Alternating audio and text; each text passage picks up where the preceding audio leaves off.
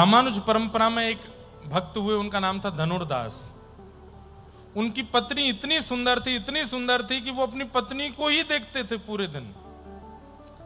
कहां तक कहें कि जब बाजार शॉपिंग करने उनकी पत्नी जाती थी तो वो अपनी पत्नी के ऊपर छतरी लेके चलते थे। अच्छा, ऊपर छतरी लेके चलते थे, ये तो एक बात हंसी की है ही, पर उल्टे चलते थे कि उसको देखता हुआ चलूं मैं, ऐसे चलते थे। और पूरा नगर देख करके हंसी करता था उनकी। उनको किसी से लज्जा नहीं होती, हंसते रहो तुम लोग। एक दिन रंगनाथ भगवान की सवारी निकल रही थी और तब आचार्य प्रवर श्री रामानुजाचार्य जी ने उनको देख लिया। सब हंसी उड़ा रहे थे, देखो देखो देखो देखो जोरू का गुलाम देखो, कैसे पत्नी को ही देखता रहता है 24 घंटे। आचार्य चरण ने जब उनको देखा तो बिल्कुल ऐसी ही घटना घटी। उनको लगा कि भाई ये धनुर्दास में देखने की ललक है, ठाकुर जी का रूप दिख जाए तो।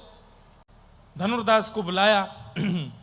रामानुजाचार्य जी के सन्मुख आकर के धनुर्दास बोले, जी आचार्य चरण आज्ञा करें। बोले कि हमने सुबह देखा था तुम अपनी पत्नी को ऐसा देखते हो।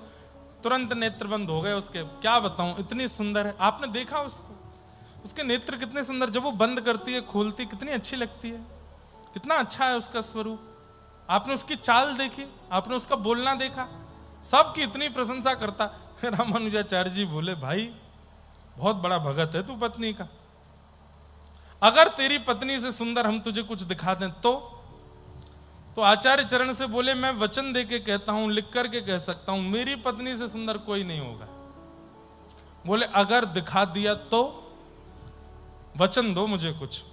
बोले मैं वचन देता हूं, अगर मेरी पत्नी से सुंदर कुछ दिखा दिया तो मैं जीवन भर फिर उसी को देखूंगा जो पत्नी से सुंदर होगा। चलो, रंगनाथ भगवान पौड़े हैं श्रीरंगम में, शेष शैया पर पौड़े। ठाकुर जी से जाके रामानुजाचार्य जी ने प्रार्थना की, भगवान सामने एक दर्शनार्थी खड़ा है, कृपा करके एक बार अपनी झांकी इसको दिखा दीजिए।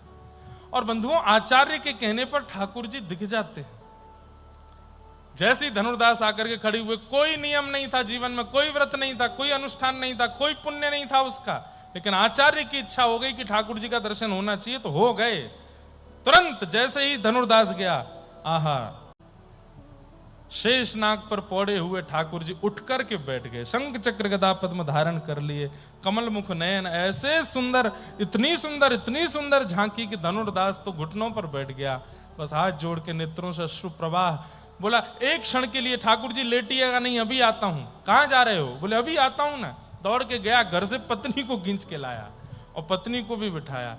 बोले आज से वचनबद्ध होकर के, कसम खा करके पत्नी सहित आपका दास हूं, अब आपको ही निहारूंगा और किसी को नहीं निहारूंगा।